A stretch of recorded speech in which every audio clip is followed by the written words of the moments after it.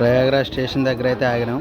Station దగ్గర కూడా కాదు, స్టేషన్ బయటే చిన్న విలేజ్ అనమాట ఇది. చిన్న విలేజ్ దగ్గర ఆగి ఛాయ్ కోసం ఆగినాం. ఛాయ్ కోసం ఇక్కడ నుంచి 10 కిలోమీటర్లు నడుచుకుంటూ పోవాలి. ఇక్కడ నుంచి సంగం ఘాట్కి మనకి 10 కిలోమీటర్స్ డిస్టెన్స్ ఉంది.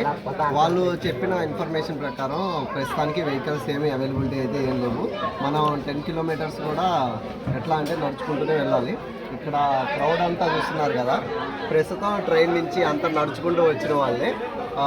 వాళ్ళంతా ఇంకా ఇక్కడ కొంచెం టీ తాగి ఏమన్నా తినాల్సింది ఉంటే తిని అంతా బయలుదేరుతారు. నేను కూడా వాళ్ళతో పాటు బయలుదేరుతాను. ఇక్కడ ఇద్దరు ఫ్రెండ్స్ని కూడా కలిసాము, వీళ్ళు కూడా హైదరాబాద్ నుంచి వచ్చారు. మా జర్నీ వాళ్ళతోనే కొనసాగబోతుంది. సో 10 కిలోమీటర్స్ వరకు నిజంగానే ఉండవా, లేకపోతే దారిలో ఏమన్నా దొరుకుతాయని చిన్న ఆశ, చూడాలి.